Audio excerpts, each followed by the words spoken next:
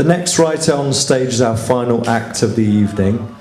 So, it's... let me just make sure I've got his biography here. It's Mr. Dan Holloway. Dan Holloway has performed his transgressive pieces at various venues from modern art Oxford to rough trade East, and won the celebratory 100th edition of Literary Deathmatch in London in 2010. He also writes books of various stripes. Should that be strips? Stripes, right, stripes. Stripes that can be found on his website. That's www.danholloway.wordpress.com, and runs the underground literary project 8 Cuts Gallery. The website for that is www.8cuts.com, and that's where you can find details of his forthcoming gigs. His anthology, Life, Razor Blades Included, is available on the table over there. Again, I urge everybody to get involved, get yourself a copy. And there he is. Dan Holloway's holding it up there. There it is. Plug. So please, our final act of the evening, Mr. Dan Holloway.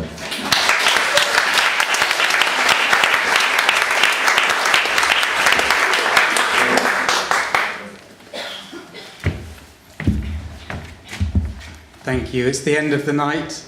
What a night. Thank you, Gritlit. Thank you, Brighton. Thank you, Amy. And thank you, Tim. Where is he? Thank you, Tim, wherever you are. We hope the force is with you. I've got a story for the end of the night. Back in the 80s, Bret Easton Ellis summed up the late 20th century when he wrote, "People are afraid to merge on the freeways in Los Angeles." And shortly after I read that, I learned from the F series of QI the role that Viagra had played in changing the future of the porn industry. And what happened when those two cultural snippets of the modern world bumped up against each other was this story. It's a story for the end of the night, a story about the end of the world. It's called The Last Fluffer in La La Land. Pills and porn have always gone together like a pair of plastics in a double D cup. But these days, it's not dolls and Dexies they hand around. The pills are small and blue and purely functional. It should be working by now, but it's not. It never does. Asia Carrera's sitting at a desk that's all chipboard and hollow, and works just enough that she can pull a drawer half open and take out a rabbit. I meant to walk in on her, and she makes to slam it back in horror, and we all know it's not a libido that changes her mind. It's that if she slams it, the whole thing will fall to pieces. This suit's scratching and the pill's definitely doing nothing. I need a piss, I say. No fucking way, says Greg. We're out of here in an hour. He's going to clean off, yeah, says Asia. And she looks like she's about to bring a fist down on the desk and fuck the schedule worse than soaping a guy's dick would. Greg goes over and massages her traps and says, "He's not going anywhere, sweetie." He looks at me and his eyes say, "Get the fuck on with it, shit for brains." "Look," I say, flicking my eyes, trying to be shifty. I move in and bend to his ear. "I really need to do some coke, man."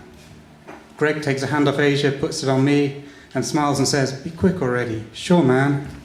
I head out the studio, down the bare concrete floor, past the toilet, and turn the handle of the producer's assistant's door.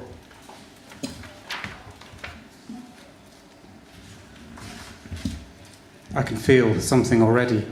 I wonder sometimes if it's the pill kicking in after all, but I'm never going to take the chance finding out.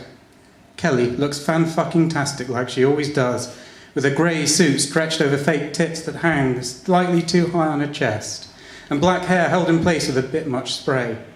If she tried to wrap it round my cock, I wonder if it had cut into my skin. The thought makes me start to throb and twitch. "So I wrote the last 2 chapters," she says, undoing my belt, pulling down my pants, and sliding my boxers to the floor. "You figured an ending at last?" "I told you that already." "Yeah," I say, "the story ends before the book begins." "That's right.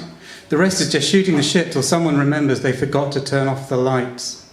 She cups my balls in the palm of her left hand, puts the fingers of her right hand in her mouth, takes them out and squeezes gently on my shaft. "So what happened to Elle?" I ask. 100% hard by now as she pulls my foreskin back and begins to inscribe semicircles on my glands with her wet fingers. Nothing happens. One day she doesn't go into work, and the next day she packs her things and goes back to her parents. "Are you leaving?" I feel the ligament slacken slightly. She moves her left hand under my balls, forms a fist, sticks out a middle finger and begins massaging my asshole. She's writing this novel called The Last Fluffer in La La Land, and it's totally autobiographical. Kelly was a fluffer at the studio, through 2 boob jobs and 3 breakdowns and in and out of rehab, and she was the only one who ever got me hard the moment her skin and her nails touched me feather light. And then Viagra came along, and Greg told her to fuck off, and I said, fuck man, your PA's just fucked off to Portland with a meth head. Why not let her do that? And Greg said, Susie's fucked off to Portland, and I said, Susie's just had a 5th kid, Madeline's fucked off to Portland. And Greg said, how the fuck do you know that? Are you the father? And I said, no, I just know what the fuck's happening. And Greg said, I guess you're right. I need a PA. And so, here she is. Asia's 6 years older than me, Kelly says, like it answers the question. I know. She runs the tongue under the underside of my cock. I put my hand on top of her head and pull her away. Her hair's softer than it looks. So, what do her parents say? Her parents take one look at her false tits and slam the door. I can see all the way down to the bottom of her cleavage. Her skin's wrinkled and pinched from sun and surgery, and it makes me so hard my knees begin to give. So what does she do then? Fuck should I know, she says. That's where I stop writing. I shake my head and exhale loudly and say, what kind of ending's that? Shit needs sorting. Something good happens. Something bad happens. But fuck it, something has to happen. She looks up at me. Her eyes are as black as the lenses of my Ray-Bans. I wonder how much coke she's done and remember to do a couple of lines before I leave. That's not how it works, she says. Shit never ends with something. It always fades to nothing. You can try and hang on, or you can lie down and let it happen, but at the end, it's just fucking entropy. She closes her eyes and impales her face on my cock, and I hear her gag and have to pull off her before I shoot. Please, she says, so quiet I can hardly hear. No. I put my clothes back on, do 2 lines, and head back to the studio, still throbbing. There's a sound in my ears as I leave. I can't tell if it's the noise of sobbing coming from the office or just a faint ringing from the coke. Greg looks at me. I wipe my nose and he calls action. Asia pretends to take a call on the phone that's not even got a lead. She feigns anger, then giggles and opens the desk drawer and takes out the rabbit, looks at it like it's a new flavour sandwich filling at the deli, and sticks it in her cunt as though the only thing making her wet is lube. I go on set and 10 takes and 30 minutes later I come on her tits and Greg calls rat. I pick up the suit, take it off set and dump it, putting on my sweats and t-shirt. I take time to sit and listen to some Green Day and enjoy the fact I'm wearing non-scratch clothing again. It's only half an hour till I leave, but the building has an empty feel already. The smell of disinfectant and too much echo. No after-filming party. No chat, no drink-fueled giggles and screams. Everyone's gone home, or at the editing suite, or speaking to distributors and sales managers in sedans and suits. I know she'll be the last to leave, so I stop by Kelly's office, turn the handle and go in. She looks ridiculous, sprawled out on the floor like she's been waiting for me, with her top half naked and those ludicrous tits pointing straight at the ceiling. I try to stifle a laugh so I don't hurt her feelings. And then I realise she might look dumb, but the sight of her like that has made me hard.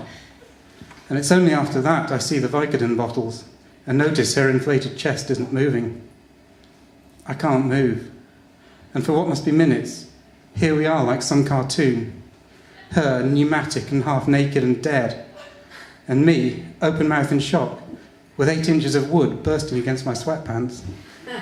Stupid bitch, I say at last. And then I shout it, and then I scream it, and the lot echoes back at me. And I want to kick her, the dumb fuck. I want to kick her so hard her fucking silicones pop, and I stand over her with my feet touching her skin, and I can see her stomach begin to shine like she's sweating in the lights.